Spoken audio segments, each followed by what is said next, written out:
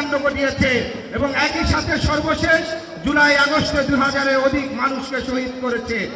আজকের এই অনুষ্ঠানে যারা শহীদ হয়েছেন তাদের রুহের মাগফিরাত কামনা করি। একই সাথে গত 15 বছর ধরে এই ফ্যাসিবাদ বিরোধী লড়াইয়ে যারা গুম খুনের শিকার হয়েছে সেই সব পরিবারের প্রতি সমবেদনা জানাই এবং তাদেরও রুহের মাগফিরাত কামনা করি।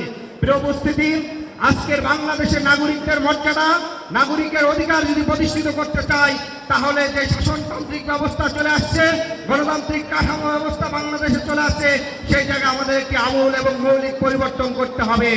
একই সাথে গত 15 বছর ধরে বাংলাদেশের নাগরিকদের যে ভোটাধিকার হরণ করা হয়েছে সেই ভোটাধিকার আমাদেরকে দ্রুত ফিরিয়ে আনতে হবে। আমরা সরকারকে স্পষ্ট করে বলতে চাই, আমরা দেখেছি সরকারের দায়িত্ব 10 মাস গ্রহণ করার পরও এখন পর্যন্ত শহীদ পরিবারের পুনর্বাসনের ব্যবস্থা করা হয়নি। এখন পর্যন্ত আহতদের তাদের সঠিক চিকিৎসা হয়নি।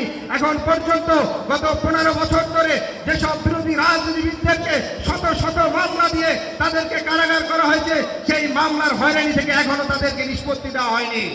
আমরা দাবি জানাবো সরকারকে অতি দ্রুত এই রাজনৈতিক হয়রানি যে মামলা হয়েছে সেই মামলাগুলো উঠিয়ে ফেলতে হবে। একই সাথে শহীদ পরিবারকে পুনর্বাসন করতে হবে এবং সরকার ঘোষিত 2বার টাইম দেওয়া সত্ত্বেও এখন পর্যন্ত জুলাই ঘোষণাপত্র সেই ঘোষণাপত্র এখনো দেওয়া হয়নি।